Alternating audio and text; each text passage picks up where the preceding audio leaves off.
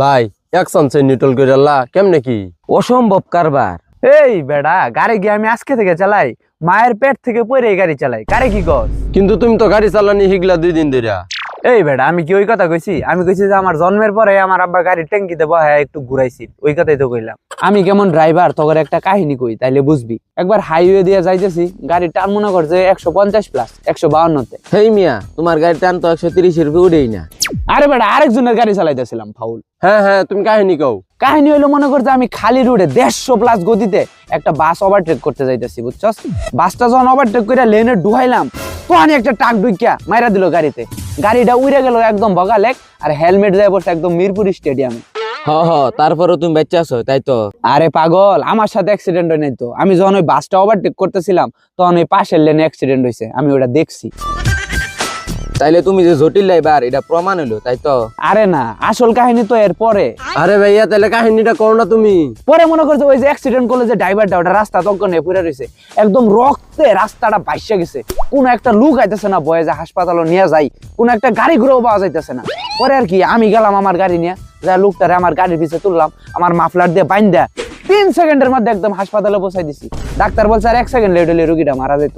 আমার গাড়ির টান আছিল 510। হেই, এই গাড়ি তুমি কই পাইলা? আরে পাগলা, ওটা নিনজা হাটুরি গাড়ি, আমার বাইসটা জাপান থেকে নিয়ে এসে চুরি করে। বুঝলাম, তাইলে তুমি 100 ড্রাইভার। তে আবার কি আমি কইতেছি কি, মনে করো ওই যে রুগীটারে যে বাঁচাই দিলাম, মাত্র 1 সেকেন্ড আগে হাসপাতালে পৌঁছাই দিলাম।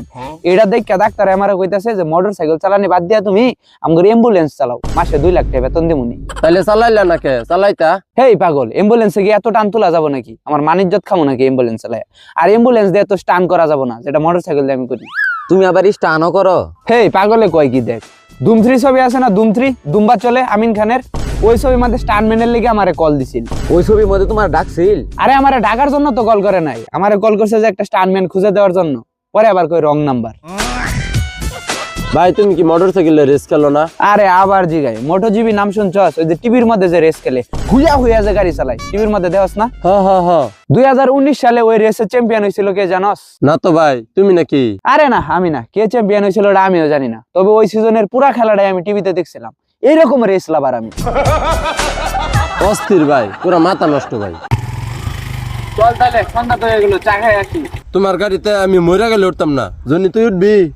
অসম্ভব, আমরা যাবো না, তুমি যাও এলকাই চা খাও গা। আরে হালার ভূত, আমার গাড়ির পিছে বয়ে মানুষ মুড়ি ভর্তা করে রাখা, গাড়ি টান থাকে 150, তারপরে একটা মুড়ি বাইরে পড়ে না, থাকছে না।